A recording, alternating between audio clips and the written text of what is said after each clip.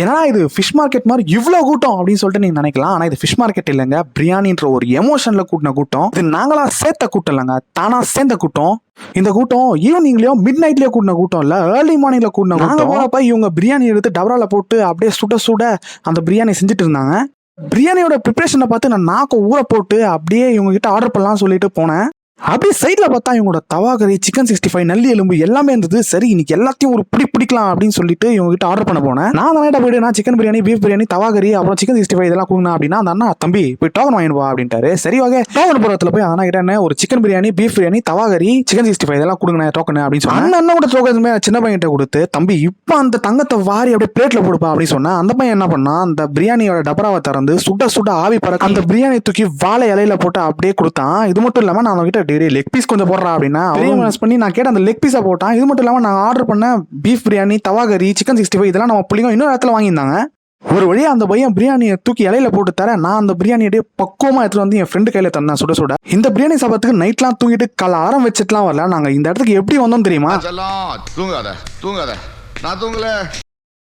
சரி ஓகே, வாங்கிட்டு வந்த பிரியாணி நம்ம புளியனோட சென்ட் அப்படியே நம்ம புளிங்களுக்கு புதினா சட்னியை ஊற்றினேன். அந்த பிரியாணியில் 2 chicken biryani, 3 beef biryani order பண்ணியிருந்தேன் இவங்க கிட்ட. ஃபர்ஸ்ட் இவங்களோட சிக்கன் பிரியாணி டேஸ்ட் பண்ணலாம் அப்படின்னு சொல்லிட்டு அவங்க தந்த ரைத்தா அண்ட் அந்த லெக் பீஸ் எடுத்து டேஸ்ட் பண்ணலாம் அப்படின்னு சொல்லிட்டு அந்த லெக் பீஸ் எடுத்தேன்.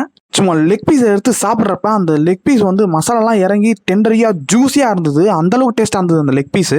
நம்மளுக்கு எப்பவுமே பிரியாணி லெக் பீஸ் இருந்தால் அந்த பிரியாணியை சாப்பிட்ட மாதிரியே இருக்கும்.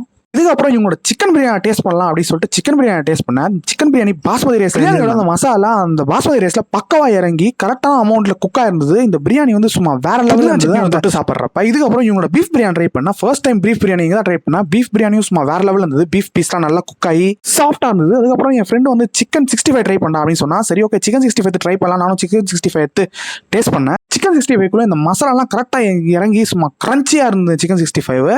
இந்த கடை எங்க இருக்குன்னு பாத்தீங்கன்னா புளியந்தோப்புல இருக்க 100 பிரியாணின்ற கடை தான் இந்த கடை. பிரியாணிலாம் சாப்பிட்டு சென்னையோட நைட் லைஃப் பார்க்கலாம் அப்படின்னு சொல்லிட்டு நாங்க கிளம்பிட்டோம். ஃபர்ஸ்ட் நாங்க பார்த்த இடம் தான் சென்னை இண்டிபெண்டன்ஸ் டே செலிப்ரேஷனுக்காக நேஷனல் பிளாக் கலர்ல அந்த பில்டிங்கை வந்து ரெடி பண்ணி வச்சிருந்தாங்க.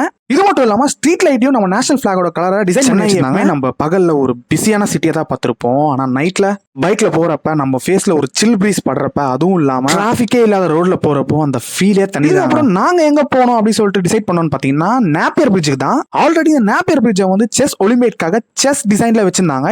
ஸோ இப்போ இண்டிபெண்டன்ஸ் டே செலிப்ரேஷனுக்காக ட்ரை கலர்ல இந்த நேப்பியர் பிரிட்ஜை ரெடி பண்ணி வச்சிருந்தாங்க. ஸோ இதுக்கப்புறம் நாங்கள் ஏர்லி மார்னிங் சன்ரைஸ் பார்க்கலாம் அப்படின்னு சொல்லிட்டு பெசன்ட் நகர் பீச்ல இருந்து அப்படியே திருவான்மியூர் பீச்சுக்கு போயிட்டோம். எப்போ சன்ரைஸ் வரும் அப்படின்னு சொல்லிட்டு நாங்கள் ரொம்ப நேரம் காத்துக்கிட்டே இருந்தோம். போக போக க்ரௌடும் அதிகமாச்சு. ஏன்னா நாங்கள் வந்தப்போ இந்த பீச்சுக்கு பார்த்தீங்கன்னா ஒரு 3-4 பேர் மட்டும் தான் இருந்தோம். அதுக்கப்புறம் பார்த்தீங்கன்னா நிறைய பேர் வர ஆரம்பிச்சிட்டாங்க. சென்னைன்னு சொன்னா நம்ம ஞாபகம் வருது என்னன்னு பார்த்தீங்கன்னா பீச்சு, பார்க்கு தான். அது மட்டும் இல்லாமல் ரொம்ப பிஸியான சிட்டி. பட் ஆனால் சென்னையோட அந்த நைட் லைஃப் பார்க்குறப்ப இது வேற லெவல் ஃபீலாகவே இருந்தது. அந்த சில் பிரீஸ், டிராஃபிக்கே இல்லாத அந்த ரோட்ஸு, செம்ம ஃபீலோட இந்த சன்ரைஸை பார்க்க. சன்ரைஸ் எப்போ ஆகும் அப்படின்னு சொல்லிட்டு எனக்குள்ளே கேட்டிருந்தேன். கடைசியாக சன்ரைஸும் ஆச்சு. அதை பார்த்து நாங்கள் வீட்டுக்கு டேல பார்த்தே போர் அடிச்சிச்சு அப்படின்னு சொல்லிட்டு திங்க் பண்ணுறவங்க நைட்டில் கூட போய் பார்க்கலாம். ரொம்ப சேஃபான பிளேஸ் தான் நைட்டில். உங்களுக்கு இந்த சென்னை நைட் லைஃப் பிடிச்சிருந்ததுன்னா இந்த வீடியோவை லைக் பண்ணுங்க, ஷேர் பண்ணுங்க, சப்ஸ்கிரைப் பண்ணிடுங்க.